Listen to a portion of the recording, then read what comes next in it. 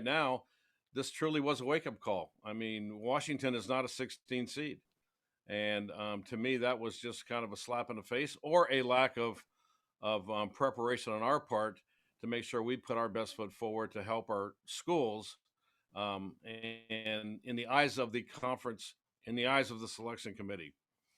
And secondly, I think taking a look at the makeup of our selection committee, maybe in this day and age, we need to take a look at that. Maybe what worked 10, 12, 15 years ago doesn't work right now. And if you look at other sports, they have oversight committees that are very involved with how they're selecting their teams in their championships. And I feel right now softball's at that point where we need to take a look at it and make sure we're doing everything that we can to get it right. You know, you're never going to get it 100% right, but I'll take 90%. You know, but right now we're not. We're less than that. Jason Barr, go ahead. Yeah, hi, Coach. We talked about pitching last time, and you're going up against a legitimate ace in Courtney Coppersmith. Can you say who's going to start tomorrow's game, or is it something you want to keep under wraps for now? Yeah, I think it's something that I'll keep under wraps. Eh, Don't know yet. Okay. And yeah, we talked about the pitching last time. You still think you're going to go by 3 or 4 pitchers by committee, or are you looking for somebody to step up and kind of be that ace that you kind of ride? You know, at this time of the year, I mean, you're going to ride the hot hand, so we're going to find out who the hot hand is, and they'll probably see more action than others. But I think going into this, I feel very good about Denham, and I feel good about Hannah Bowen as our starters, and then we'll probably be using Mariah Lopez in certain situations, and Devin Etz. You know, I think Devin came in, did a great job against UCLA one night. The second day, she got roughed up a little bit, but yeah, those are the tough decisions, you know. And when you win and you throw 3 pitchers, everyone think that's great to pitch by committee, but unfortunately, sometimes it doesn't quite work that way. If you watch the Diamondbacks last night, you know, they had a starter that looked pretty damn good, and it was a 2-1 game. And then next thing you know, they make a change and all hell breaks loose. But that's the game we play. You know, it's not an exact science. What stats will tell you today may not be accurate with what's going to happen tomorrow.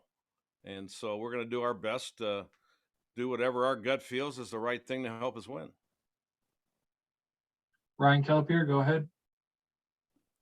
So how did you find out that Hillenbrand was going to be at 100% capacity? What was your reaction, and how important is that for your team in the postseason? Yeah, it was. I think it was yesterday that we were at practice and I heard it, and obviously very excited. You know, it's been a long time, and so we're excited because that atmosphere and those fans make a difference. And so I was very elated that we're moving to 100%. It's when the seniors announced that they were returning, obviously that came with a lot of hype, and how difficult is it to handle pressure like that? And how do you think they've done it so far this season?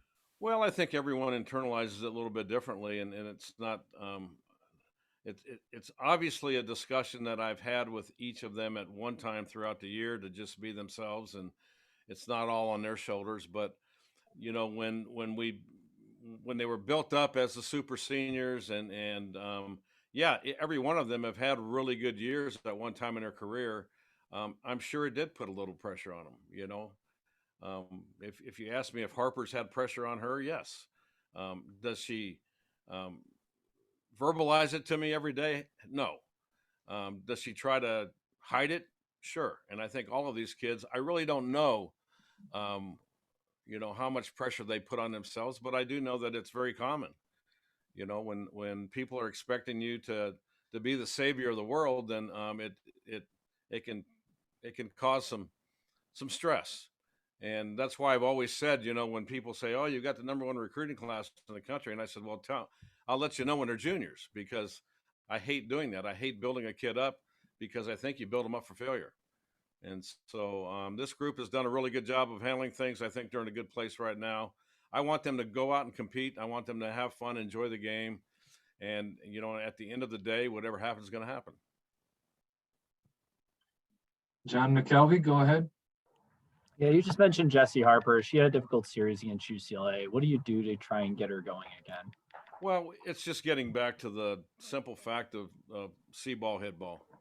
You know, it's when your eyes are not working well in this game, it's hard to hit. And usually, when you're swinging the bat well, you're seeing the ball well. And so I always go back to that factor. It's not whether you got a hit or not, but how well are you seeing it?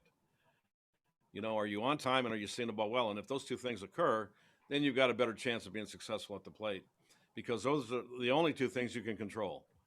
And I can tell most of the time when Jess is making decisions really early, therefore she's going to chase some bad pitches. When she's making decisions at the right time, she will have a tendency to lay off those pitches. And it's not just Jesse, but it's a lot of our hitters.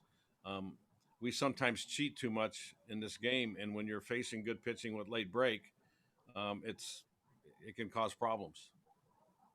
And then as a follow up, putting aside the committee's decisions on seating and all that stuff, they do seem to like storylines. They're sending Ole Miss back to Tucson. Does that bother coaches, or do you like kind of having these little rivalries that build in the postseason? No, it bothers the hell out of me, because I don't think that's the purpose of this tournament. You know, if it falls that way, it falls that way. But I think there's also if you take a look at the Oregon going to Texas, there's a humanistic element that if I was a committee member, I would be talking about. That's tough. You know, and we always talk about student welfare and doing everything for the student athlete experience. Well, that wasn't a really good decision for those athletes. It's going to be tough for them to play their former coach, you know, and some of their former teammates. And so when those things happen, I kind of wonder what the discussion is and how they came about that. But sometimes, just depending on what happens in your body of work, you might face someone that, you know, that is a rivalry, you know, and you can't in postseason. You can't. It's just like Arizona playing Stanford in the championship game in basketball. You know, it just happens. Alec White, go ahead. Yeah, Coach, there's a freshman on Ole Miss, Blaze Behringer. She grew up, she's from Tucson, and she committed to Ole Miss pretty early in high school. But how aware of her were you during her time here in Tucson? And did you ever try to recruit her to drop that commitment? Well, no, I didn't. No, I didn't try to recruit her to drop that commitment. Once a kid commits, I pretty much move on, you know, and I knew about her and I watched her play and knew that she committed to Ole Miss and wish her the best, you know, but she's a good player. You know, she played for the Sun Cats, which Izzy Pacho did and Scoopin did. So, you know, I knew a lot about her and watched her play a lot, but sometimes that was back in the early days when people were committing when they're in 7th grade, and there's nothing you can do about that. So wish her the best. All right, Coach, that's all we got. Thanks for your time and good luck this weekend. Hey, thanks. Take care.